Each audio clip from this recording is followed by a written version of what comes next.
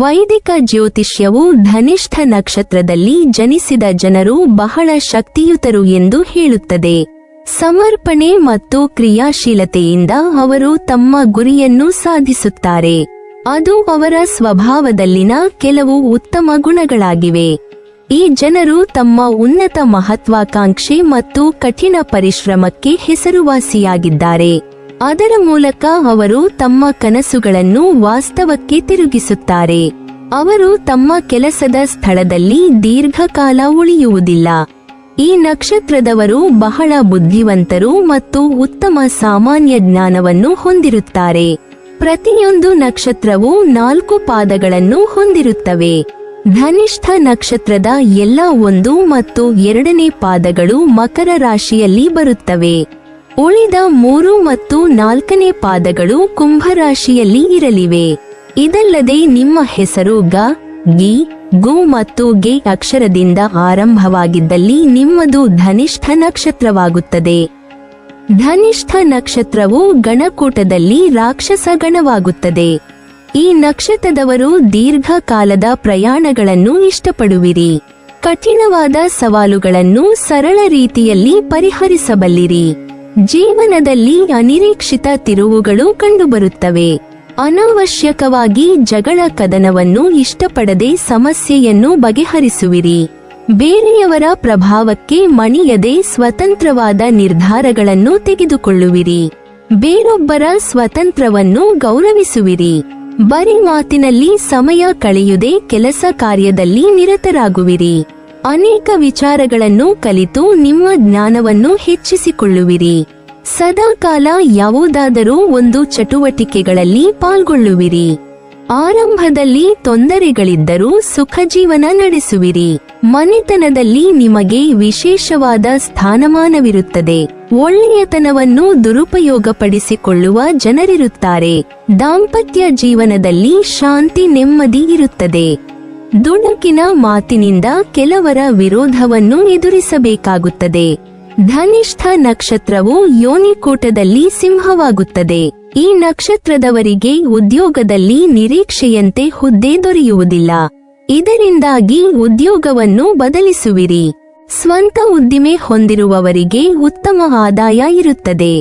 ಆರಂಭಿಸಿದ ಕೆಲಸ ಕಾರ್ಯಗಳಲ್ಲಿ ಆರಂಭದಲ್ಲಿ ಹಿನ್ನಡೆ ಲಭಿಸುತ್ತದೆ. ಆದರೆ ಸತತ ಪ್ರಯತ್ನದಿಂದ ಯಶಸ್ಸನ್ನು ನಿಮ್ಮದಾಗಿಸಿಕೊಳ್ಳುವಿರಿ. ಸ್ವಂತ ಆಸ್ತಿಯನ್ನು ಗಳಿಸುವ ಯೋಜನೆಗೆ ಆರಂಭ ದೊರೆಯುತ್ತದೆ. ಕುಟುಂಬದಲ್ಲಿ ಶಾಂತಿ ನೆಮ್ಮದಿ ನೆಲೆಸಿರುತ್ತದೆ. ಆರೋಗ್ಯದಲ್ಲಿ ಏರಿಳಿತ ಕಂಡು ಬರಲಿದೆ. ಮಕ್ಕಳ ಜೀವನವನ್ನು ರೂಪಿಸುವಲ್ಲಿ ಸಂಗಾತಿಯ ಸಹಾಯ ಸಲಹೆ ದೊರೆಯುತ್ತದೆ. ಉದ್ಯೋಗದ ಸಲುವಾಗಿ ವಿದೇಶಕ್ಕೆ ತೆರಳುವ ಸಾಧ್ಯತೆಗಳಿವೆ. ಬೇರೆಯವರನ್ನು ನಿಂದಿಸದೆ ತಪ್ಪನ್ನು ಮನ್ನಿಸುವ ಗುಣಕ್ಕೆ ಎಲ್ಲರೂ ಮನ್ನಣೆ ನೀಡುತ್ತಾರೆ. ಜನಾನುರಾಗಿಯಾಗಿ ಜೀವನದಲ್ಲಿ ಮುಂದುವರಿಯುವಿರಿ. ಧನಿಷ್ಠ ನಕ್ಷತ್ರವು ರಜ್ಜುಕೂಟದಲ್ಲಿ ಶಿರವಾಗುತ್ತದೆ.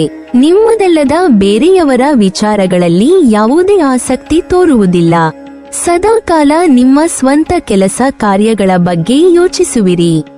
ಸಮಯದ ಪರಿವೇ ಇಲ್ಲದೆ ನುಡಿಯುವ ಕಾರಣ ಎಲ್ಲರ ಮೆಚ್ಚುಗೆ ದೊರೆಯುತ್ತದೆ. ಉದ್ಯೋಗದಲ್ಲಿನ ಹೆಚ್ಚಿನ ಜವಾಬ್ದಾರಿಗಳು ಆರಂಭದಿಂದಲೇ ನಿಮ್ಮದಾಗುತ್ತದೆ. ಆಡುವ ಮಾತುಗಳಲ್ಲಿ ನಿಷ್ಠುರತೆ ತುಂಬಿರುತ್ತದೆ. ಇದರಿಂದ ವಿರೋಧಿಗಳು ನಿಮ್ಮಿಂದ ದೂರ ಉಳಿಯುತ್ತಾರೆ. ನಾಯಕತ್ವದ ಗುಣವಿದ್ದರೂ ನಾಯಕರಾಗುವುದಿಲ್ಲ. ಆದರೆ ನಾಯಕರಾದವರಿಗೆ ಪೂರ್ಣ ಮಟ್ಟದ ಸಹಕಾರ ನೀಡುವಿರಿ. ಸ್ವಂತ ವ್ಯಾಪಾರ ವ್ಯವಹಾರಗಳಲ್ಲಿ ಆದಾಯಕ್ಕೆ ಒಂದು ಮಿತಿಯನ್ನು ರೂಪಿಸಿಕೊಳ್ಳುವಿರಿ. ರಾಜಕೀಯದಲ್ಲಿ ಇರುವವರ ಸ್ನೇಹ ಸಂಬಂಧವಿದ್ದರೂ ನಿಮ್ಮ ಸ್ವಂತ ಕೆಲಸಗಳಿಗೆ ಬಳಸಿಕೊಳ್ಳುವುದಿಲ್ಲ. ಬಾಳಸಂಗಾತಿಯ ಜೊತೆಯಲ್ಲಿ ಒಳ್ಳೆಯ ಸ್ನೇಹಿತರಂತೆ ವರ್ತಿಸುವಿರಿ. ನಿಮ್ಮ ಪ್ರಭಾವದಿಂದ ಯಾವುದೇ ಕೆಲಸವನ್ನು ಮಾಡಿಸಿಕೊಳ್ಳುವುದಿಲ್ಲ. ಕಷ್ಟವಿಲ್ಲದೆ ದೊರೆಯುವ ಅವಕಾಶಗಳನ್ನು ಒಪ್ಪಿಕೊಳ್ಳುವುದಿಲ್ಲ. ಧನಿಷ್ಠ ನಕ್ಷತ್ರವು ನಾಡಿಕೂಟದಲ್ಲಿ ಮಧ್ಯನಾಡಿಯಾಗುತ್ತದೆ. ಅನಾವಶ್ಯಕವಾಗಿ ಯಾರೊಂದಿಗೂ ಮಾತನಾಡುವುದಿಲ್ಲ. ವಿಶಾಲವಾದ ಮನಸ್ಸಿರುತ್ತದೆ. ಬಂಧು ಬಳಗದವರನ್ನು ಸಮಾನವಾದ ಭಾವನೆಯಿಂದ ಕಾಣುವಿರಿ. ಮೌನವಾಗಿದ್ದು ಬುದ್ಧಿವಂತಿಕೆಯಿಂದ ಕಾರ್ಯನಿರ್ವಹಿಸುತ್ತಾರೆ. ಹಣಕಾಸಿನ ತೊಂದರೆ ಇರುವುದಿಲ್ಲ. ಸೋಲಿನ ವೇಳೆಯಲ್ಲಿಯೂ ಹಠ ಬಿಡುವುದಿಲ್ಲ. ಪ್ರಯತ್ನದಿಂದ ನಿರೀಕ್ಷಿತ ಗುರಿ ತಲುಪುತ್ತಾರೆ. ವಿಶಾಲವಾದ ಮನಸ್ಸಿರುತ್ತದೆ. ಪರೋಪಕಾರದ ಗುಣವಿರುತ್ತದೆ. ಬೇರೆಯವರನ್ನು ಸುಲಭವಾಗಿ ನಂಬುವುದಿಲ್ಲ.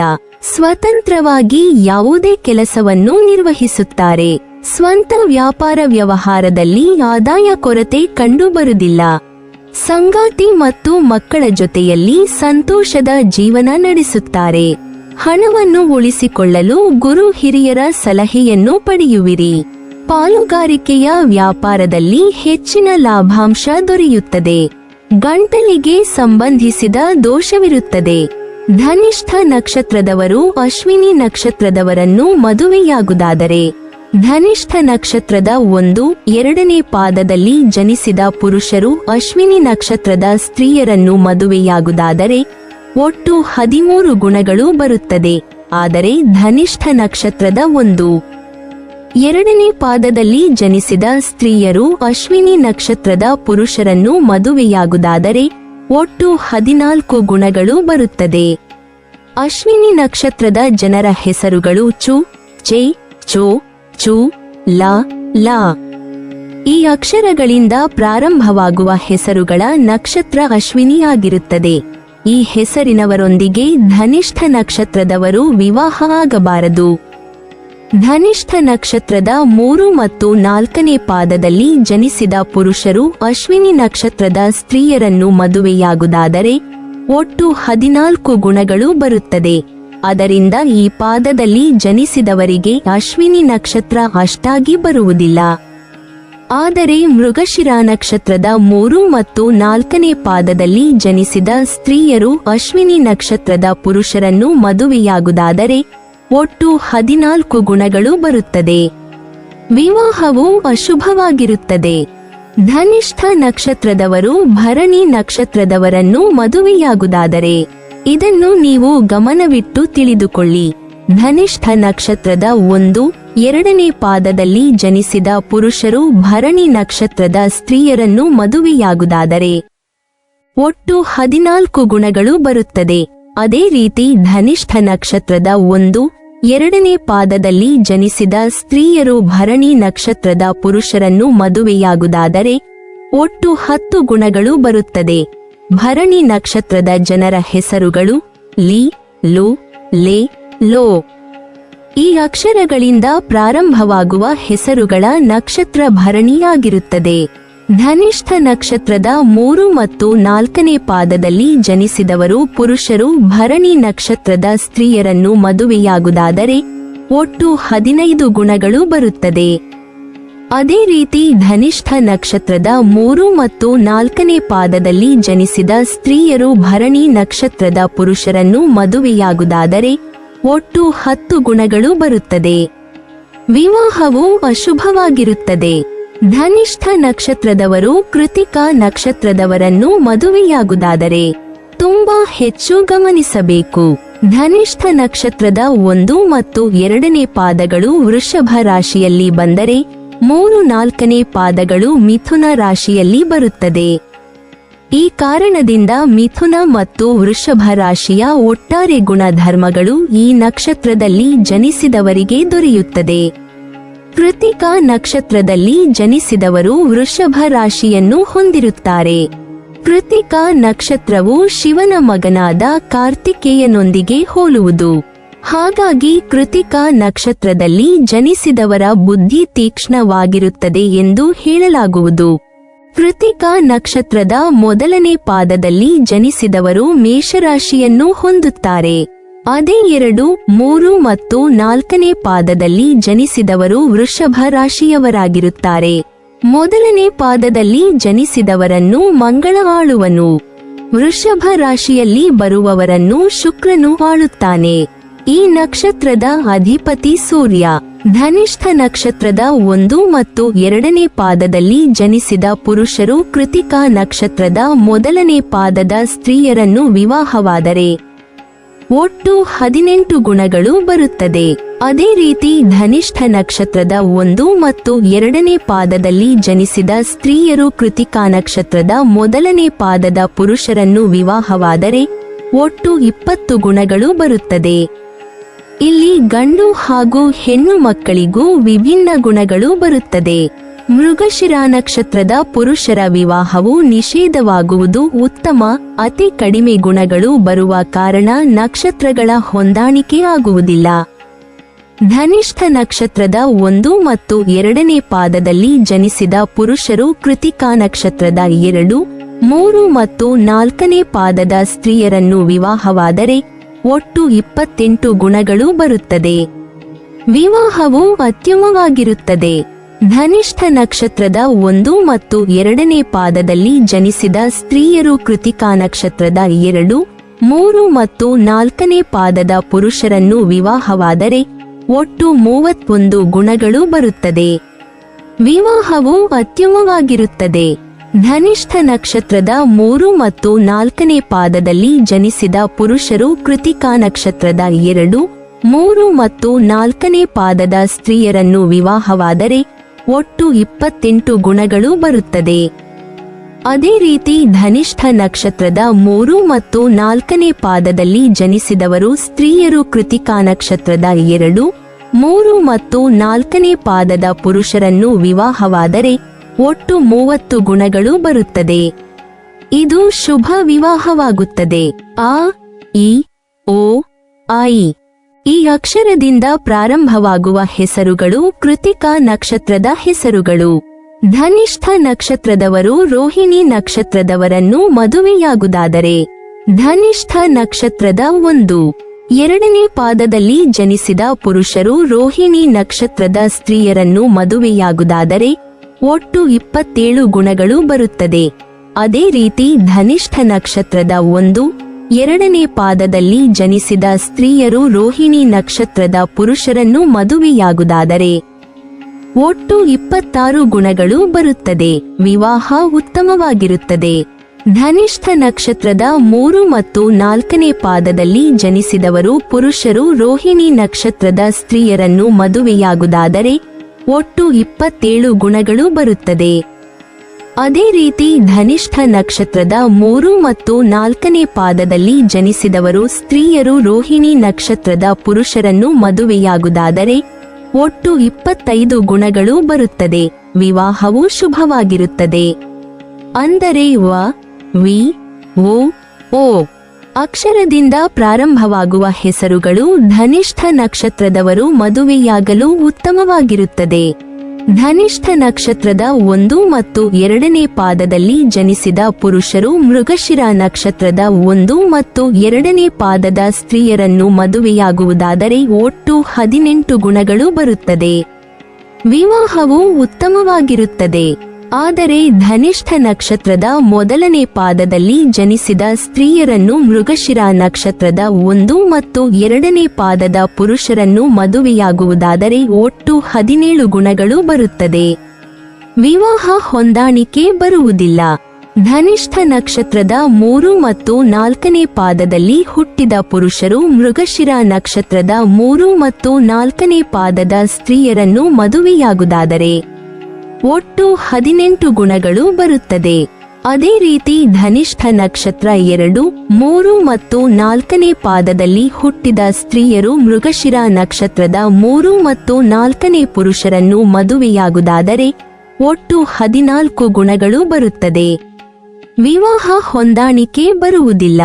ಮೃಗಶಿರ ನಕ್ಷತ್ರದ ಜನರ ಹೆಸರುಗಳು ವೇ, ಓ, ಕ, ಕ, ಕಿ, ನ, ಓ ಅಕ್ಷರಗಳಿಂದ ಪ್ರಾರಂಭವಾಗುವ ಹೆಸರುಗಳ ನಕ್ಷತ್ರ ಮೃಗಶಿರ ನಕ್ಷತ್ರದ ಆಗಿರುತ್ತದೆ. ಈ ಹೆಸರಿನವರೊಂದಿಗೆ ಧನಿಷ್ಠ ನಕ್ಷತ್ರದವರ ವಿವಾಹ ಒಳ್ಳೆಯದು. ಲೈಂಗಿಕ ಬಯಕೆಗಳಲ್ಲಿ ಭಿನ್ನಾಭಿಪ್ರಾಯ ಆಗುವುದಿಲ್ಲ.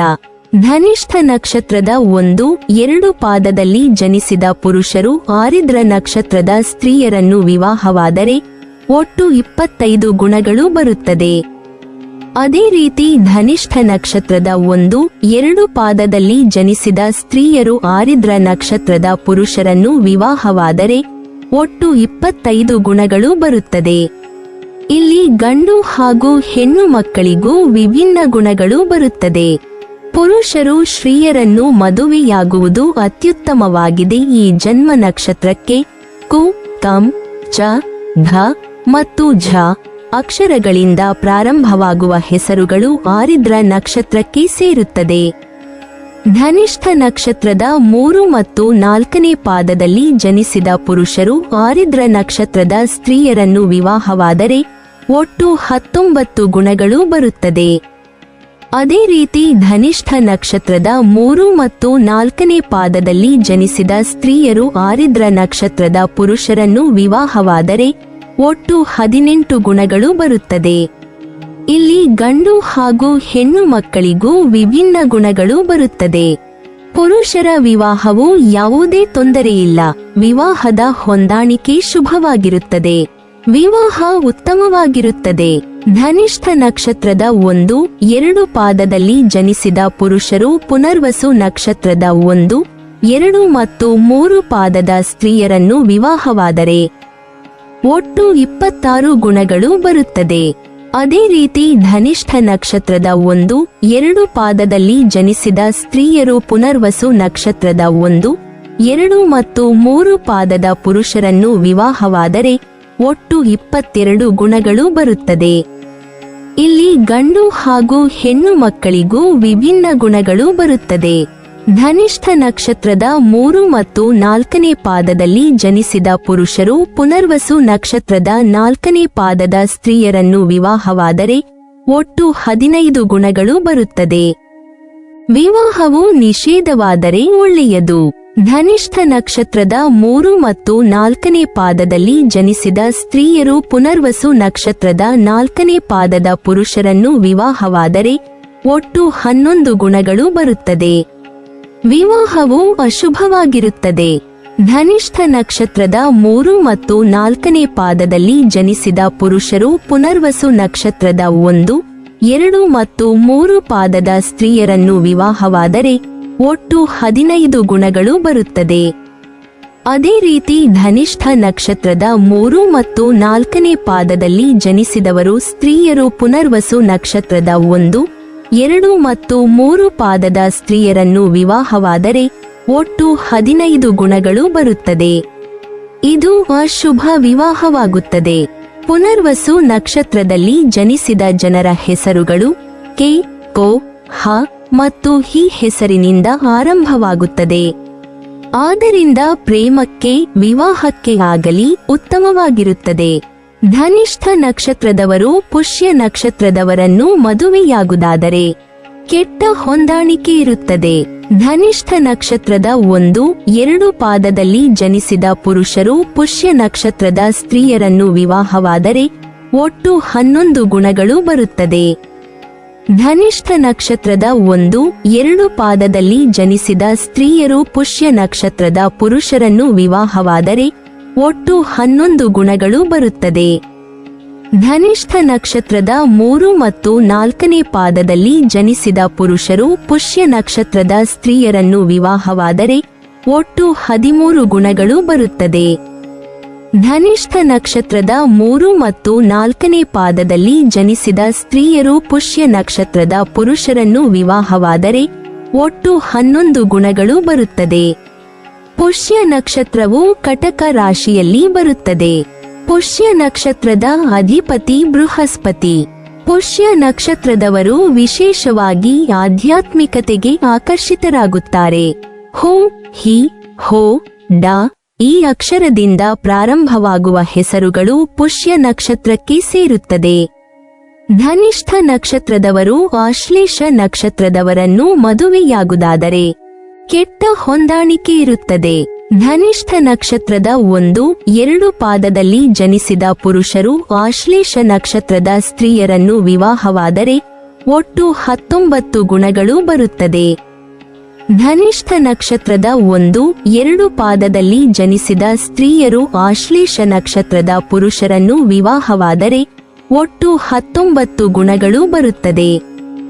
ಧನಿಷ್ಠ ನಕ್ಷತ್ರದ 3 ಮತ್ತು 4ನೇ ಪಾದದಲ್ಲಿ ಜನಿಸಿದ ಪುರುಷರು ಆಶ್ಲೇಷ ನಕ್ಷತ್ರದ ಸ್ತ್ರೀಯರನ್ನು ವಿವಾಹವಾದರೆ ಒಟ್ಟು 17 ಗುಣಗಳು ಬರುತ್ತದೆ. ಧನಿಷ್ಠ ನಕ್ಷತ್ರದ 3 ಮತ್ತು 4ನೇ ಪಾದದಲ್ಲಿ ಜನಿಸಿದ ಸ್ತ್ರೀಯರು ಆಶ್ಲೇಷ ನಕ್ಷತ್ರದ ಪುರುಷರನ್ನು ವಿವಾಹವಾದರೆ ಒಟ್ಟು 17 ಗುಣಗಳು ಬರುತ್ತದೆ. ಕಡಿಮೆ ಗುಣಗಳು ಬರುವ ಕಾರಣ ವಿವಾಹ ನಿಷೇಧವಾಗುವುದು ಉತ್ತಮ. ಆಶ್ಲೇಷ ನಕ್ಷತ್ರವು ಕಟಕ ರಾಶಿಯಲ್ಲಿ ಬರುತ್ತದೆ. ಆಶ್ಲೇಷ ನಕ್ಷತ್ರದ ಅಧಿಪತಿ ಆದಿಶೇಷ. ಆದರೆ ಆಶ್ಲೇಷ ನಕ್ಷತ್ರದ 2ನೇ ಹಂತದಲ್ಲಿ ಜನಿಸಿದ ಮಗು ಸಂಪತ್ತನ್ನು ನಾಶಪಡಿಸುತ್ತದೆ ಮತ್ತು 3ನೇ ಹಂತದಲ್ಲಿ ಜನಿಸಿದ ಮಗು ತಾಯಿಗೆ ತೊಂದರೆಯಾಗುತ್ತದೆ. 4ನೇ ಹಂತದಲ್ಲಿ ಜನಿಸಿದ ಮಗು ತಂದೆಗೆ ತೊಂದರೆ ನೀಡುತ್ತದೆ. ಮೊದಲ ನಕ್ಷತ್ರದಲ್ಲಿ ಜನಿಸಿದ ಮಗು ಸಂತೋಷ ಮತ್ತು ಶಾಂತಿಯನ್ನು ತರುತ್ತದೆ. ಒಂದು ವೇಳೆ ತಮ್ಮ ತಂದೆ ತಾಯಿ ಆರೋಗ್ಯವಾಗಿದ್ದರೆ ಆಶ್ಲೇಷ ನಕ್ಷತ್ರದ ವಿವಾಹ ಮಾಡುವುದನ್ನು ಬೇಡವೆನ್ನಬಹುದು. ಸಾಮಾನ್ಯವಾಗಿ ಆಶ್ಲೇಷ ನಕ್ಷತ್ರದ 4ನೇ ಪಾದದ ಸ್ತ್ರೀಯರನ್ನು ಅತ್ತೆಯಿಲ್ಲದ ಮನೆಗೆ ಕೊಡುವುದು ಸೂಕ್ತ. ಕೃತಿಕಾ ನಕ್ಷತ್ರದ ಸ್ತ್ರೀಯರಿಗೆ ಯಾವುದೇ ಸಮಸ್ಯೆ ಇಲ್ಲ. ಆಶ್ಲೇಷ ನಕ್ಷತ್ರದ ಪುರುಷರ ಜೊತೆ ವಿವಾಹ ಮಾಡಬಹುದು. ಪ್ರೇಮ ವಿವಾಹವನ್ನು ಮಾಡಿಕೊಳ್ಳಬಹುದು. ಡು ಡಿ ಡು ಡಿ ಈ ಅಕ್ಷರದಿಂದ ಪ್ರಾರಂಭವಾಗುವ ಹೆಸರುಗಳು ಆಶ್ಲೇಷ ನಕ್ಷತ್ರಕ್ಕೆ ಬರುತ್ತದೆ. ಧನಿಷ್ಠ ನಕ್ಷತ್ರದವರು ಮಖಿ ನಕ್ಷತ್ರದವರನ್ನು ಮದುವೆಯಾಗುವುದಾದರೆ ಉತ್ತಮವಾದ ಹೊಂದಾಣಿಕೆ ಇರುತ್ತದೆ. ಧನಿಷ್ಠ ನಕ್ಷತ್ರದ 1-2 ಪಾದದಲ್ಲಿ ಜನಿಸಿದ ಪುರುಷರು ಮಖಿ ನಕ್ಷತ್ರದ ಸ್ತ್ರೀಯರನ್ನು ವಿವಾಹವಾದರೆ ಒಟ್ಟು 22 ಗುಣಗಳು ಬರುತ್ತದೆ. ಧನಿಷ್ಠ ನಕ್ಷತ್ರದ 1-2 ಪಾದದಲ್ಲಿ ಜನಿಸಿದ ಸ್ತ್ರೀಯರು ಮಖಿ ನಕ್ಷತ್ರದ ಪುರುಷರನ್ನು ವಿವಾಹವಾದರೆ ಒಟ್ಟು 20 ಗುಣಗಳು ಬರುತ್ತದೆ. ಈ 2 ನಕ್ಷತ್ರಗಳ ನವಾಂಶವು ಮಹಾ ನಕ್ಷತ್ರವಾಗಿದೆ. ಹಾಗಾಗಿ 18ಕ್ಕಿಂತ ಕಡಿಮೆ ಗುಣ ಬಂದರೂ ವಿವಾಹ ಶುಭ. ಸ್ತ್ರೀ ಮತ್ತು ಪುರುಷರಿಗೆ ವಿಭಿನ್ನ ಗುಣಗಳು ಬರುತ್ತದೆ. ಮ ಮ ಮಿ ಮೀಮು ಮಿ ಅಕ್ಷರದಿಂದ ಪ್ರಾರಂಭವಾಗುವ ಹೆಸರುಗಳು ಮಖಿ ನಕ್ಷತ್ರಕ್ಕೆ ಸೇರುತ್ತದೆ. ನೀವಿಬ್ಬರೂ ಭಾವನೆಗಿಂತ ತರ್ಕಕ್ಕೆ ಆದ್ಯತೆ ನೀಡುತ್ತೀರಿ. ಅನುರಾಗವನ್ನು ಗಟ್ಟಿಗೊಳಿಸಲು ಈ ನಕ್ಷತ್ರದವರು ಹೆಚ್ಚು ಪ್ರಯತ್ನಶೀಲರಾಗಿರುತ್ತಾರೆ. ಲೈಂಗಿಕವಾಗಿ ಈ ಜೋಡಿ ಅನುರಾಗದ ವಿಷಯದಲ್ಲಿ ಎತ್ತಿದ ಕೈಯಾಗಿದೆ. ಈ ನಕ್ಷತ್ರದಲ್ಲಿ ಜನಿಸಿದವರು ಶಕ್ತಿಶಾಲಿಗಳು ಹಾಗೂ ಪ್ರಭಾವಶಾಲಿಗಳಾಗಿರುತ್ತಾರೆ. ಇವರಿಗೆ ಸ್ವಲ್ಪ ತಾಳ್ಮೆ ಕಡಿಮೆ. ಇವರು ಎಲ್ಲೇ ಹೋದರೂ ಏನು ಮಾಡಿದರೂ ತಮ್ಮ ಗುರುತನ್ನು ಅಚ್ಚು ಹಾಕುತ್ತಾರೆ. ಇವರು ಕಷ್ಟಪಟ್ಟು ಕೆಲಸ ಮಾಡುವ ಸಾಮರ್ಥ್ಯವುಳ್ಳವರು. ಈ ನಕ್ಷತ್ರದಲ್ಲಿ ಜನಿಸಿದವರು ಆಶಾವಾದಿಗಳು, ಸ್ವತಂತ್ರರು ಮತ್ತು ಉತ್ಸಾಹಿಗಳಾಗಿರುತ್ತಾರೆ. ಧನಿಷ್ಠ ನಕ್ಷತ್ರದ 3 ಮತ್ತು 4ನೇ ಪಾದದಲ್ಲಿ ಜನಿಸಿದ ಪುರುಷರು ಮಖಿ ನಕ್ಷತ್ರದ ಸ್ತ್ರೀಯರನ್ನು ವಿವಾಹವಾದರೆ ಒಟ್ಟು 15 ಗುಣಗಳು ಬರುತ್ತದೆ. ಧನಿಷ್ಠ ನಕ್ಷತ್ರದ 3 ಮತ್ತು 4ನೇ ಪಾದದಲ್ಲಿ ಜನಿಸಿದ ಸ್ತ್ರೀಯರು ಮಖಿ ನಕ್ಷತ್ರದ ಪುರುಷರನ್ನು ವಿವಾಹವಾದರೆ ಒಟ್ಟು 20 ಗುಣಗಳು ಬರುತ್ತದೆ. ಸ್ತ್ರೀ ಮತ್ತು ಪುರುಷರಿಗೆ ವಿಭಿನ್ನ ಗುಣಗಳು ಬರುತ್ತದೆ, ಆದರೂ ವಿವಾಹ ಶುಭವಾಗಿರುತ್ತದೆ. ಧನಿಷ್ಠ ನಕ್ಷತ್ರದವರು ಪುಬ್ಬ ನಕ್ಷತ್ರದವರನ್ನು ಮದುವೆಯಾಗುವುದಾದರೆ ಕೆಟ್ಟ ಹೊಂದಾಣಿಕೆ ಇರುತ್ತದೆ. ಧನಿಷ್ಠ ನಕ್ಷತ್ರದ 1-2 ಪಾದದಲ್ಲಿ ಜನಿಸಿದ ಪುರುಷರು ಪುಬ್ಬ ನಕ್ಷತ್ರದ ಸ್ತ್ರೀಯರನ್ನು ವಿವಾಹವಾದರೆ ಒಟ್ಟು 20 ಗುಣಗಳು ಬರುತ್ತದೆ. ಅದೇ ರೀತಿ ಧನಿಷ್ಠ ನಕ್ಷತ್ರದ 1-2 ಪಾದದಲ್ಲಿ ಜನಿಸಿದ ಸ್ತ್ರೀಯರು ಪುಬ್ಬ ನಕ್ಷತ್ರದ ಪುರುಷರನ್ನು ವಿವಾಹವಾದರೆ ಒಟ್ಟು 12 ಗುಣಗಳು ಬರುತ್ತದೆ. ಇಲ್ಲಿ ಗಂಡು ಹಾಗೂ ಹೆಣ್ಣು ಮಕ್ಕಳಿಗೂ ವಿಭಿನ್ನ ಗುಣಗಳು ಬರುತ್ತದೆ. ಮೃಗಶಿರ ನಕ್ಷತ್ರದ ಜನರ ವಿವಾಹವು ಈ ನಕ್ಷತ್ರದ ಜೊತೆ ನಿಷೇಧವಾಗುವುದು ಉತ್ತಮ. ಅತಿ ಕಡಿಮೆ ಗುಣಗಳು ಬರುವ ಕಾರಣ ನಕ್ಷತ್ರಗಳ ಹೊಂದಾಣಿಕೆ ಆಗುವುದಿಲ್ಲ. ಮೋ ಟ ಟಿ ಟಿ ಟು ಈ ಅಕ್ಷರದಿಂದ ಪ್ರಾರಂಭವಾಗುವ ಹೆಸರುಗಳು ಪುಬ್ಬ ನಕ್ಷತ್ರಕ್ಕೆ ಸೇರುತ್ತದೆ. ಧನಿಷ್ಠ ನಕ್ಷತ್ರದ 3 ಮತ್ತು 4ನೇ ಪಾದದಲ್ಲಿ ಜನಿಸಿದ ಪುರುಷರು ಪುಬ್ಬ ನಕ್ಷತ್ರದ ಸ್ತ್ರೀಯರನ್ನು ವಿವಾಹವಾದರೆ ಒಟ್ಟು 13 ಗುಣಗಳು ಬರುತ್ತದೆ. ಅದೇ ರೀತಿ ಧನಿಷ್ಠ ನಕ್ಷತ್ರದ 3 ಮತ್ತು 4ನೇ ಪಾದದಲ್ಲಿ ಜನಿಸಿದವರು ಸ್ತ್ರೀಯರು ಪುಬ್ಬ ನಕ್ಷತ್ರದ ಪುರುಷರನ್ನು ವಿವಾಹವಾದರೆ ಒಟ್ಟು 12 ಗುಣಗಳು ಬರುತ್ತದೆ. ಅತಿ ಕಡಿಮೆ ಗುಣಗಳು ಬರುವ ಕಾರಣ ನಕ್ಷತ್ರಗಳ ಹೊಂದಾಣಿಕೆ ಆಗುವುದಿಲ್ಲ. ಧನಿಷ್ಠ ನಕ್ಷತ್ರದವರು ಉತ್ತರ ನಕ್ಷತ್ರದವರನ್ನು ಮದುವೆಯಾಗುವುದಾದರೆ ಕೆಟ್ಟ ಹೊಂದಾಣಿಕೆ ಇರುತ್ತದೆ. ಈ ನಕ್ಷತ್ರದವರ ಹೆಸರಿನ ಮೊದಲ ಅಕ್ಷರ ಟೆ, ಟೊ, ಪ, ಪಿ ಎಂಬ ಅಕ್ಷರಗಳಿಂದ ಹೆಸರುಗಳಿರುತ್ತದೆ. ಉತ್ತರ ನಕ್ಷತ್ರದ ಮೊದಲನೆಯ ಪಾದವು ಸಿಂಹ ರಾಶಿಯಲ್ಲಿ ಬಂದರೆ ಉಳಿದ 3 ಪಾದಗಳು ಕನ್ಯಾ ರಾಶಿಯಲ್ಲಿ ಬರುತ್ತದೆ. ಈ ಕಾರಣದಿಂದ ಉತ್ತರ ನಕ್ಷತ್ರದಲ್ಲಿ ಜನಿಸಿದವರಿಗೆ ಸಿಡುಕಿನ ಸ್ವಭಾವ ಇರುತ್ತದೆ, ಹಾಗೆ ತಾಳ್ಮೆಯ ಸ್ವಭಾವ ಇರುತ್ತದೆ. ಇವರು ಸುಲಭವಾಗಿ ಸೋಲನ್ನು ಒಪ್ಪಿಕೊಳ್ಳುವುದಿಲ್ಲ. ಧನಿಷ್ಠ ನಕ್ಷತ್ರದ ಸ್ತ್ರೀ ಮತ್ತು ಪುರುಷರು ಉತ್ತರ ನಕ್ಷತ್ರದ ಯಾವುದೇ ಪಾದವನ್ನು ವಿವಾಹವಾಗುವುದು ಅಶುಭವಾಗಿದೆ. ಧನಿಷ್ಠ ನಕ್ಷತ್ರದ 1, 2ನೇ ಪಾದದ ಸ್ತ್ರೀ ಮತ್ತು ಪುರುಷರು ಉತ್ತರ ನಕ್ಷತ್ರದವರನ್ನು ವಿವಾಹವಾದರೆ ಅತ್ಯಂತ ಕೆಟ್ಟ ಹೊಂದಾಣಿಕೆ ಇದ್ದು 18ಕ್ಕೂ ಕಡಿಮೆ ಗುಣಗಳು ಬರುತ್ತದೆ. ಧನಿಷ್ಠ ನಕ್ಷತ್ರದವರು ಹಸ್ತ ನಕ್ಷತ್ರದವರನ್ನು ಮದುವೆಯಾಗುವುದಾದರೆ ಕೆಟ್ಟ ಹೊಂದಾಣಿಕೆ ಇರುತ್ತದೆ. ಈ ನಕ್ಷತ್ರದವರ ಹೆಸರಿನ ಮೊದಲ ಅಕ್ಷರ ಪು, ಫೆ, ನ, ಫ. ಈ ಅಕ್ಷರದಿಂದ ಪ್ರಾರಂಭವಾಗುವ ಹೆಸರುಗಳು ಹಸ್ತ ನಕ್ಷತ್ರಕ್ಕೆ ಸೇರುತ್ತದೆ. ಧನಿಷ್ಠ ನಕ್ಷತ್ರದ ಸ್ತ್ರೀ ಮತ್ತು ಪುರುಷರು ಹಸ್ತ ನಕ್ಷತ್ರದ ಯಾವುದೇ ಪಾದವನ್ನು ವಿವಾಹವಾಗುವುದು ಅಶುಭವಾಗಿದೆ. ಧನಿಷ್ಠ ನಕ್ಷತ್ರದ ಯಾವುದೇ ಪಾದದ ಸ್ತ್ರೀ ಮತ್ತು ಪುರುಷರು ಉತ್ತರ ನಕ್ಷತ್ರದವರನ್ನು ವಿವಾಹವಾದರೆ ಅತ್ಯಂತ ಕಡಿಮೆ ಹೊಂದಾಣಿಕೆ ಇದ್ದು 18ಕ್ಕಿಂತ ಹೆಚ್ಚು ಕಡಿಮೆ ಗುಣಗಳು ಬರುತ್ತದೆ. ಈ ಜೋಡಿಯು ಅತಿ ಬೇಗನೆ ವಿಚ್ಛೇದನ ಹೊಂದುತ್ತಾರೆ. ಧನಿಷ್ಠ ನಕ್ಷತ್ರದವರು ಚಿತ್ತ ನಕ್ಷತ್ರದವರನ್ನು ಮದುವೆಯಾಗುವುದಾದರೆ ತುಂಬಾ ಹೆಚ್ಚು ಗಮನಿಸಬೇಕು. ಅತಿ ಕಷ್ಟವಾದ ಹೊಂದಾಣಿಕೆ ಇರುತ್ತದೆ. ಚಿತ್ರ ನಕ್ಷತ್ರವು ಪ್ರಕಾಶಮಾನವಾದ ನಕ್ಷತ್ರಗಳಲ್ಲಿ ಒಂದಾಗಿದೆ. ಇದು 14ನೇ ನಕ್ಷತ್ರವಾಗಿದೆ ಮತ್ತು ಇದನ್ನು ಅವಕಾಶದ ನಕ್ಷತ್ರ ಎಂದು ಕರೆಯಲಾಗುತ್ತದೆ. ವಿಶ್ವಕರ್ಮನು ಈ ನಕ್ಷತ್ರದ ಆಳುವ ದೇವತೆ, ಸೃಷ್ಟಿಯ ಸಾಮರ್ಥ್ಯವನ್ನು ದಯಪಾಲಿಸುತ್ತಾನೆ. ಸೌಂದರ್ಯ, ಕಲೆ ಮತ್ತು ರಚನೆ ಚಿತ್ರ ಅಡಿಯಲ್ಲಿ ಜನಿಸಿದ ಜನರನ್ನು ಆಕರ್ಷಿಸುತ್ತದೆ. ಧನಿಷ್ಠ ನಕ್ಷತ್ರದವರು ಚಿತ್ತ ನಕ್ಷತ್ರದವರನ್ನು ಮದುವೆಯಾಗುವುದಾದರೆ ಸಾಧಾರಣ ಹೊಂದಾಣಿಕೆ ಇರುತ್ತದೆ. ಚಿತ್ತ ನಕ್ಷತ್ರದ 1 ಮತ್ತು 2ನೇ ಪಾದಗಳು ಕನ್ಯಾ ರಾಶಿಯಲ್ಲಿಯೂ ಉಳಿದ 3 ಮತ್ತು 4ನೇ ಪಾದಗಳು ತುಲಾ ರಾಶಿಯಲ್ಲಿಯೂ ಬರುತ್ತದೆ. ಧನಿಷ್ಠ ನಕ್ಷತ್ರದ ಪುರುಷರು ಚಿತ್ತ ನಕ್ಷತ್ರದ 1 ಮತ್ತು 2ನೇ ಪಾದಗಳ ಸ್ತ್ರೀಯರನ್ನು ವಿವಾಹವಾದರೆ ಒಟ್ಟು 6 ಗುಣಗಳು ಬರುತ್ತದೆ. ಧನಿಷ್ಠ ನಕ್ಷತ್ರದ ಸ್ತ್ರೀಯರು ಚಿತ್ತ ನಕ್ಷತ್ರದ 1 ಮತ್ತು 2ನೇ ಪಾದಗಳ ಪುರುಷರನ್ನು ವಿವಾಹವಾದರೆ ಒಟ್ಟು 22 ಗುಣಗಳು ಬರುತ್ತದೆ.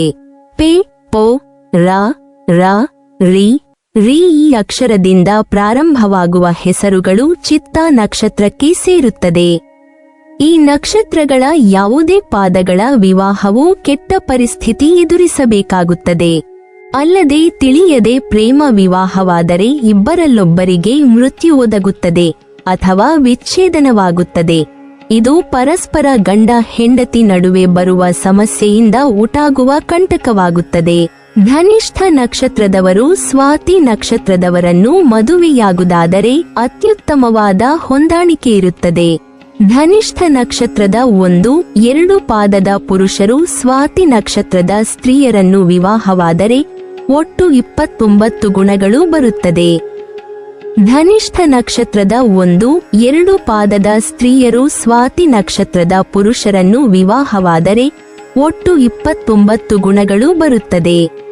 ಈ ನಕ್ಷತ್ರದಲ್ಲಿ ಜನಿಸಿದವರಿಗೆ ರಾಹು ಅಧಿಪತಿ. ಎಷ್ಟು ಸಮಯವಾದರೂ ಕಾದು ತಮ್ಮ ಕೆಲಸವನ್ನು ಮುಗಿಸಿಕೊಳ್ಳುವಂಥ ಸಂಯಮ, ತಾಳ್ಮೆ ಇರುತ್ತದೆ. ಒಮ್ಮೆ ಬೇಡ ಅಂದುಕೊಂಡಿದ್ದರ ಕಡೆಗೆ ಮತ್ತೆ ತಲೆ ಹಾಕಿಯೂ ಮಲಗದಂಥ ಕಾಠಿಣ್ಯ ಇವರಲ್ಲಿ ಕಾಣಬಹುದು. ತಮ್ಮ ಪ್ರಿಯವಾದ ಮಾತುಗಳ ಮೂಲಕ ಎಲ್ಲ ಸ್ತರ ವರ್ಗದ ಸ್ನೇಹಿತರನ್ನು ಹೊಂದಿರುತ್ತಾರೆ. ಯಜ್ಞ, ಯಾಗ, ದೊಡ್ಡ ದೊಡ್ಡ ದೇವತಾ ಆರಾಧನೆಯಲ್ಲಿ ಇವರು ಭಾಗಿಯಾಗುತ್ತಾರೆ. ಧರ್ಮ ಕರ್ಮಗಳ ವಿವೇಚನೆ ಇವರಲ್ಲಿ ಹೆಚ್ಚಾಗಿರುತ್ತದೆ. ರು, ರೇ, ರೋ, ರು, ತ, ತ ಈ ಅಕ್ಷರಗಳಿಂದ ಪ್ರಾರಂಭವಾಗುವ ಹೆಸರುಗಳು ಸ್ವಾತಿ ನಕ್ಷತ್ರಕ್ಕೆ ಸೇರುತ್ತದೆ. ಧನಿಷ್ಠ ನಕ್ಷತ್ರದ 3, 4 ಪಾದದ ಪುರುಷರು ಸ್ವಾತಿ ನಕ್ಷತ್ರದ ಸ್ತ್ರೀಯರನ್ನು ವಿವಾಹವಾದರೆ ಒಟ್ಟು 28 ಗುಣಗಳು ಬರುತ್ತದೆ. ಹೊಂದಾಣಿಕೆ ಚೆನ್ನಾಗಿರುತ್ತದೆ. ಧನಿಷ್ಠ ನಕ್ಷತ್ರದ 3-4 ಪಾದದ ಸ್ತ್ರೀಯರು ಸ್ವಾತಿ ನಕ್ಷತ್ರದ ಪುರುಷರನ್ನು ವಿವಾಹವಾದರೆ ಒಟ್ಟು 27 ಗುಣಗಳು ಬರುತ್ತದೆ. ಧನಿಷ್ಠ ನಕ್ಷತ್ರದವರು ವಿಶಾಖ ನಕ್ಷತ್ರದವರನ್ನು ಮದುವೆಯಾಗುವುದಾದರೆ ಉತ್ತಮ ಹೊಂದಾಣಿಕೆ ಇರುತ್ತದೆ. ವಿಶಾಖ ನಕ್ಷತ್ರಕ್ಕೆ ಅಗ್ನಿದೇವನು ದೇವತೆಯಾಗುತ್ತಾನೆ. ಇದು ಗುರುವಿನ ನಕ್ಷತ್ರ. ಇದರ ದಶಾಕಾಲವು 16 ವರ್ಷಗಳು. ಅಗ್ನಿದೇವತೆಯಾದ ಕಾರಣ ಈ ನಕ್ಷತ್ರದಲ್ಲಿ ಮಗು ಜನಿಸಿದಲ್ಲಿ ದೋಷವಿರುತ್ತದೆ. ವಿಶಾಖ ನಕ್ಷತ್ರದ 1, 2 ಮತ್ತು 3ನೇ ಪಾದಗಳು ತುಲಾ ರಾಶಿಯಲ್ಲಿ ಬರುತ್ತದೆ. ತುಲಾ ರಾಶಿಯ ಅಧಿಪತಿ ಶುಕ್ರ. ಆದ್ದರಿಂದ ಮಗು ವಿಶಾಖ ನಕ್ಷತ್ರದ 1, 2 ಅಥವಾ 3ನೇ ಪಾದದಲ್ಲಿ ಜನಿಸಿದಲ್ಲಿ ಹೆತ್ತವರು ಅವರೇ ಕಾಳು ಮತ್ತು ಬಿಳಿ ಬಟ್ಟೆಯನ್ನು ದಾನ ನೀಡಬೇಕು. ವಿಶಾಖ ನಕ್ಷತ್ರದ 4ನೇ ಪಾದವು ವೃಶ್ಚಿಕ ರಾಶಿಯಲ್ಲಿ ಬರುತ್ತದೆ. ವೃಶ್ಚಿಕ ರಾಶಿ ಅಧಿಪತಿ ಕುಜ. ಆದ್ದರಿಂದ ಮಗುವು ವಿಶಾಖ ನಕ್ಷತ್ರದ 4ನೇ ಪಾದದಲ್ಲಿ ಜನಿಸಿದರೆ ತೊಗರಿ ಬೇಳೆ ಮತ್ತು ಕೆಂಪು ಬಟ್ಟೆಯನ್ನು ದಾನ ನೀಡಬೇಕು. ಇದರಿಂದ ನಕ್ಷತ್ರ ದೋಷ ನಿವಾರಣೆಯಾಗುತ್ತದೆ. ಧನಿಷ್ಠ ನಕ್ಷತ್ರದ 1, 2 ಪಾದದ ಪುರುಷರು ವಿಶಾಖ ನಕ್ಷತ್ರದ 1, 2, 3ನೇ ಪಾದದ ಸ್ತ್ರೀಯರನ್ನು ವಿವಾಹವಾದರೆ ಒಟ್ಟು 33 ಗುಣಗಳು ಬರುತ್ತದೆ. ಧನಿಷ್ಠ ನಕ್ಷತ್ರದ 1, 2 ಪಾದದ ಸ್ತ್ರೀಯರು ವಿಶಾಖ ನಕ್ಷತ್ರದ 1, 2, 3ನೇ ಪಾದದ ಪುರುಷರನ್ನು ವಿವಾಹವಾದರೆ ಒಟ್ಟು 32 ಗುಣಗಳು ಬರುತ್ತದೆ. ಆದರೆ ಧನಿಷ್ಠ ನಕ್ಷತ್ರದ 3, 4 ಪಾದದ ಪುರುಷರು ವಿಶಾಖ ನಕ್ಷತ್ರದ 4ನೇ ಪಾದದ ಸ್ತ್ರೀಯರನ್ನು ವಿವಾಹವಾದರೆ ಒಟ್ಟು 32 ಗುಣಗಳು ಬರುತ್ತದೆ. ಧನಿಷ್ಠ ನಕ್ಷತ್ರದ ಸ್ತ್ರೀಯರು ವಿಶಾಖ ನಕ್ಷತ್ರದ 4ನೇ ಪಾದದ ಪುರುಷರನ್ನು ವಿವಾಹವಾದರೆ ಒಟ್ಟು 30 ಗುಣಗಳು ಬರುತ್ತದೆ. ವಿವಾಹವು ಶುಭವಾಗಿರುತ್ತದೆ. ಟಿ ಟಿ ಟು ಟೆ ತು ಟೆ ಟು ಈ ಅಕ್ಷರಗಳಿಂದ ಪ್ರಾರಂಭವಾಗುವ ಹೆಸರುಗಳು ವಿಶಾಖ ನಕ್ಷತ್ರಕ್ಕೆ ಸೇರುತ್ತದೆ. ಧನಿಷ್ಠ ನಕ್ಷತ್ರದವರು ಅನುರಾಧ ನಕ್ಷತ್ರದವರನ್ನು ಮದುವೆಯಾಗುವುದಾದರೆ ಅತ್ಯುತ್ತಮವಾದ ಹೊಂದಾಣಿಕೆ ಇರುತ್ತದೆ. ಧನಿಷ್ಠ ನಕ್ಷತ್ರದ ಯಾವುದೇ ಪಾದದ ಪುರುಷರು ಅನುರಾಧ ನಕ್ಷತ್ರದ ಸ್ತ್ರೀಯರನ್ನು ವಿವಾಹವಾದರೆ ಒಟ್ಟು 18ಕ್ಕಿಂತ ಹೆಚ್ಚು ಗುಣಗಳು ಬರುತ್ತದೆ. 2 ನಕ್ಷತ್ರದವರು ಒಂದೇ ರೀತಿಯ ಸಂಪ್ರದಾಯಗಳು ಮತ್ತು ಮೌಲ್ಯ ವ್ಯವಸ್ಥೆಗಳನ್ನು ಹೊಂದಿರುತ್ತಾರೆ. ಇದು ಮಹಾ ನಕ್ಷತ್ರದ ಹೊಂದಾಣಿಕೆಯಾಗಿರುತ್ತದೆ. ಧನಿಷ್ಠ ಮತ್ತು ಅನುರಾಧ ನಕ್ಷತ್ರದವರು ವಿವಾಹವಾದರೆ ತಮ್ಮ ಹೆಚ್ಚಿನ ಲೈಂಗಿಕ ಆಸಕ್ತಿಗೆ ಸಮಾನರಾಗಿರುತ್ತಾರೆ. ಇದು ಅವರ ಸಾಹಸಮಯ ಮತ್ತು ಅನ್ಯೋನ್ಯತೆಯ ಅಗತ್ಯದಿಂದ ಉತ್ತೇಜಿಸಲ್ಪಟ್ಟಿದೆ. ಇಬ್ಬರು ತಮ್ಮ ಸಂಗಾತಿಗಳ ವಿಚಾರದಲ್ಲಿ ಹೆಚ್ಚು ಆಯ್ಕೆ ಮಾಡುತ್ತಾರೆ ಮತ್ತು ಈ ವಿಚಾರದಲ್ಲಿ ಉನ್ನತ ಗುಣಮಟ್ಟವನ್ನು ಹೊಂದಿದ್ದಾರೆ. ಒಂದು ವೇಳೆ ಅನುರಾಧ ನಕ್ಷತ್ರದ ಸ್ತ್ರೀ ಅಥವಾ ಪುರುಷರು ದೊರೆತರೆ ಹಣ, ಕಾಸು, ಉಪಚಾರ ಯಾವುದನ್ನು ಗಮನಿಸದೆ ತಕ್ಷಣ ಮದುವೆಯಾಗಿ. ಈ ನಕ್ಷತ್ರದಲ್ಲಿ ಜನಿಸಿದವರು ಸತ್ಯವನ್ನು ಹೇಳುವ ಗುಣವನ್ನು ಹೊಂದಿರುತ್ತಾರೆ. ವಿಚಾರಗಳು ಸಹ ನಿಷ್ಪಕ್ಷಪಾತವಾಗಿರುತ್ತವೆ. ಕರ್ತವ್ಯಗಳ ಬಗ್ಗೆ ಹೆಚ್ಚಿನ ಅರಿವು ಇವರಿಗಿರುತ್ತದೆ. ಹಾಗಾಗಿ ಕರ್ತವ್ಯಗಳನ್ನು ನಿರ್ವಹಿಸಲು ಸದಾ ಸನ್ನದ್ಧರಾಗಿರುವುದಲ್ಲದೆ ಜವಾಬ್ದಾರಿಗಳನ್ನು ಪರಿಪೂರ್ಣವಾಗಿ ನಿರ್ವಹಿಸುವ ಚತುರತೆಯನ್ನು ಇವರು ಹೊಂದಿರುತ್ತಾರೆ. ಸಾಮಾನ್ಯವಾಗಿ ಈ ನಕ್ಷತ್ರದಲ್ಲಿ ಜನಿಸಿದವರು ಮಧ್ಯಮ ಎತ್ತರವನ್ನು ಹೊಂದಿರುತ್ತಾರೆ. ವಿಜ್ಞಾನ, ಜ್ಯೋತಿಷ್ಯ, ತಂತ್ರಜ್ಞಾನ ಮತ್ತು ಶಿಕ್ಷಣ ಕ್ಷೇತ್ರದಲ್ಲಿ ಇವರಿಗೆ ಹೆಚ್ಚಿನ ಆಸಕ್ತಿ ಇರುತ್ತದೆ. ಈ ನಕ್ಷತ್ರದಲ್ಲಿ ಜನಿಸಿದವರು ಪ್ರಾಮಾಣಿಕರಾಗಿರುತ್ತಾರೆ. ಅಷ್ಟೇ ಅಲ್ಲದೆ ಸಂಗಾತಿಯೂ ಸಹ ಪ್ರಾಮಾಣಿಕರಾಗಿರಬೇಕೆಂದು ಇವರು ಬಯಸುತ್ತಾರೆ. ಸತತ ಪರಿಶ್ರಮದಿಂದ ಯಶಸ್ಸನ್ನು ಗಳಿಸುತ್ತಾರೆ. ಧನಿಷ್ಠ ನಕ್ಷತ್ರದವರು ಜ್ಯೇಷ್ಠ ನಕ್ಷತ್ರದವರನ್ನು ಮದುವೆಯಾಗುವುದಾದರೆ ಸಾಧಾರಣ ಹೊಂದಾಣಿಕೆ ಇರುತ್ತದೆ. ಧನಿಷ್ಠ ನಕ್ಷತ್ರದ 1, 2 ಪಾದದ ಪುರುಷರು ಜ್ಯೇಷ್ಠ ನಕ್ಷತ್ರದ ಸ್ತ್ರೀಯರನ್ನು ವಿವಾಹವಾದರೆ ಒಟ್ಟು 18 ಗುಣಗಳು ಬರುತ್ತದೆ. ಧನಿಷ್ಠ ನಕ್ಷತ್ರದ 1, 2 ಪಾದದ ಸ್ತ್ರೀಯರು ಜ್ಯೇಷ್ಠ ನಕ್ಷತ್ರದ ಪುರುಷರನ್ನು ವಿವಾಹವಾದರೆ ಒಟ್ಟು 16 ಗುಣಗಳು ಬರುತ್ತದೆ. ಧನಿಷ್ಠ ನಕ್ಷತ್ರದ 3-4 ಪಾದದ ಪುರುಷರು ಜ್ಯೇಷ್ಠ ನಕ್ಷತ್ರದ ಸ್ತ್ರೀಯರನ್ನು ವಿವಾಹವಾದರೆ ಒಟ್ಟು 18 ಗುಣಗಳು ಬರುತ್ತದೆ. ಧನಿಷ್ಠ ನಕ್ಷತ್ರದ 3-4 ಪಾದದ ಸ್ತ್ರೀಯರು ಜ್ಯೇಷ್ಠ ನಕ್ಷತ್ರದ ಪುರುಷರನ್ನು ವಿವಾಹವಾದರೆ ಒಟ್ಟು 16 ಗುಣಗಳು ಬರುತ್ತದೆ. ಧನಿಷ್ಠ ನಕ್ಷತ್ರದವರು ಜ್ಯೇಷ್ಠ ನಕ್ಷತ್ರದವರನ್ನು ಮದುವೆಯಾಗುವುದಾದರೆ ಕೆಟ್ಟ ಹೊಂದಾಣಿಕೆ ಇರುತ್ತದೆ. ಧನಿಷ್ಠ ನಕ್ಷತ್ರದ ಯಾವುದೇ ಪುರುಷರು ಜ್ಯೇಷ್ಠ ನಕ್ಷತ್ರದ ಸ್ತ್ರೀಯರನ್ನು ವಿವಾಹವಾದರೆ ಅಥವಾ ಧನಿಷ್ಠ ನಕ್ಷತ್ರದ ಯಾವುದೇ ಪಾದದ ಸ್ತ್ರೀಯರು ಜ್ಯೇಷ್ಠ ನಕ್ಷತ್ರದ ಪುರುಷರನ್ನು ವಿವಾಹವಾದರೆ ಒಟ್ಟು 18ಕ್ಕಿಂತ ಹೆಚ್ಚು ಬಂದರೂ ಅಥವಾ ಕಡಿಮೆ ಬಂದರೂ ವಿವಾಹದ ಹೊಂದಾಣಿಕೆ ಬರುವುದಿಲ್ಲ. ಸಾಲಾವಳಿಯಲ್ಲಿ 2 ನಕ್ಷತ್ರಗಳು ತದ್ವಿರುದ್ಧ. ಹಾಗಾಗಿ ಪ್ರೇಮ ವಿವಾಹ ಅಥವಾ ಅರೇಂಜ್ ಮ್ಯಾರೇಜ್ ಎರಡೂ ಅಶುಭವಾಗಿದೆ. ಧನಿಷ್ಠ ನಕ್ಷತ್ರದವರು ಮೂಲ ನಕ್ಷತ್ರದವರನ್ನು ಮದುವೆಯಾಗುವುದಾದರೆ ಸಾಧಾರಣ ಹೊಂದಾಣಿಕೆ ಇರುತ್ತದೆ. ಧನಿಷ್ಠ ನಕ್ಷತ್ರದ ಯಾವುದೇ ಪಾದದ ಪುರುಷರು ಮೂಲ ನಕ್ಷತ್ರದ ಸ್ತ್ರೀಯರನ್ನು ವಿವಾಹವಾದರೆ ಒಟ್ಟು 19 ಗುಣಗಳು ಬರುತ್ತದೆ. ಧನಿಷ್ಠ ನಕ್ಷತ್ರದ ಯಾವುದೇ ಪಾದದ ಸ್ತ್ರೀಯರು ಮೂಲ ನಕ್ಷತ್ರದ ಪುರುಷರನ್ನು ವಿವಾಹವಾದರೆ ಒಟ್ಟು 30 ಗುಣಗಳು ಬರುತ್ತದೆ. ಎ ಯು ಬ ಬಿ ಯೋ ವಿ ಭ ಭ ವಿ ಈ ಅಕ್ಷರಗಳಿಂದ ಪ್ರಾರಂಭವಾಗುವ ಹೆಸರುಗಳು ಮೂಲ ನಕ್ಷತ್ರಕ್ಕೆ ಸೇರುತ್ತದೆ.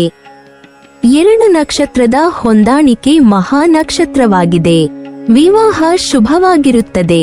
ಧನಿಷ್ಠ ನಕ್ಷತ್ರದವರು ಪೂರ್ವಾಷಾಢ ನಕ್ಷತ್ರದವರನ್ನು ಮದುವೆಯಾಗುವುದಾದರೆ ಕೆಟ್ಟ ಹೊಂದಾಣಿಕೆ ಇರುತ್ತದೆ.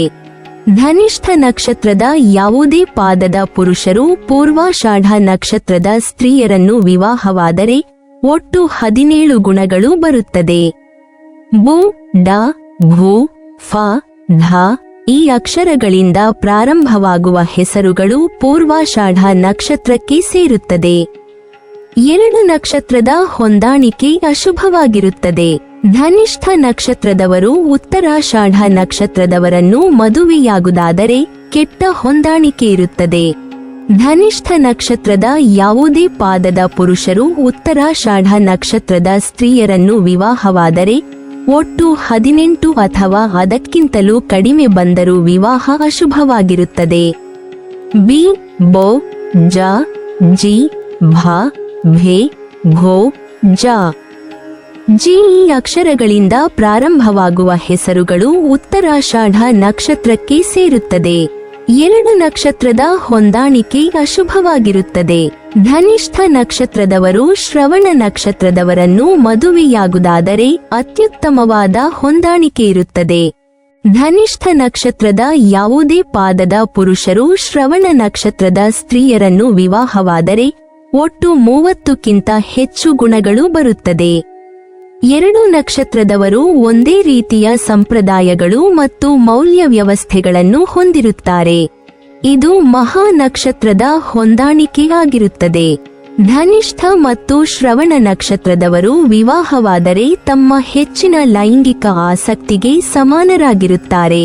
ಇದು ಅವರ ಸಾಹಸಮಯ ಮತ್ತು ಅನ್ಯೋನ್ಯತೆಯ ಅಗತ್ಯದಿಂದ ಉತ್ತೇಜಿಸಲ್ಪಟ್ಟಿದೆ. ಇಬ್ಬರು ತಮ್ಮ ಸಂಗಾತಿಗಳ ವಿಚಾರದಲ್ಲಿ ಹೆಚ್ಚು ಆಯ್ಕೆ ಮಾಡುತ್ತಾರೆ ಮತ್ತು ಈ ವಿಚಾರದಲ್ಲಿ ಉನ್ನತ ಗುಣಮಟ್ಟವನ್ನು ಹೊಂದಿದ್ದಾರೆ. ಒಂದು ವೇಳೆ ಶ್ರವಣ ನಕ್ಷತ್ರದ ಸ್ತ್ರೀ ಅಥವಾ ಪುರುಷರು ದೊರೆತರೆ ಹಣ, ಕಾಸು, ಉಪಚಾರ ಯಾವುದನ್ನು ಗಮನಿಸದೆ ತಕ್ಷಣ ಮದುವೆಯಾಗಿ.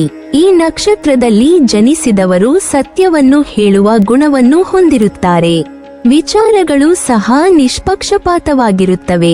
ಶ್ರವಣ ನಕ್ಷತ್ರದ ಜು, ಜೆ, ಜೋ, ಖಿ, ಸೋ, ಖು, ಖೆ, ಖೋ ಅಕ್ಷರಗಳ ಹೆಸರುಗಳು. ಈ ಹೆಸರಿನ ವಿವಾಹ ಶುಭವಾಗಿರುತ್ತದೆ.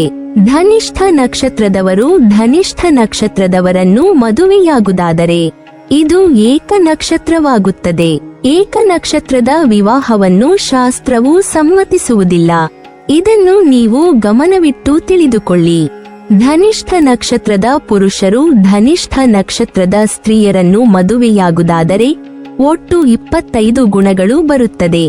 ಆದರೆ ಭರಣಿ ನಕ್ಷತ್ರದ ಸ್ತ್ರೀಯರು ಭರಣಿ ನಕ್ಷತ್ರದ ಪುರುಷರನ್ನು ಮದುವೆಯಾಗುವುದಾದರೆ ಒಟ್ಟು 25 ಗುಣಗಳು ಬರುತ್ತದೆ. ಈ ನಕ್ಷತ್ರದ ವಿವಾಹವು ನಿಷೇಧವಾಗುವುದು ಉತ್ತಮ. ಕಾರಣ ಒಮ್ಮೊಮ್ಮೆ ಅತಿ ಹೆಚ್ಚು ಗುಣಗಳು ಬಂದರೂ ನಕ್ಷತ್ರಗಳ ಹೊಂದಾಣಿಕೆ ಆಗುವುದಿಲ್ಲ.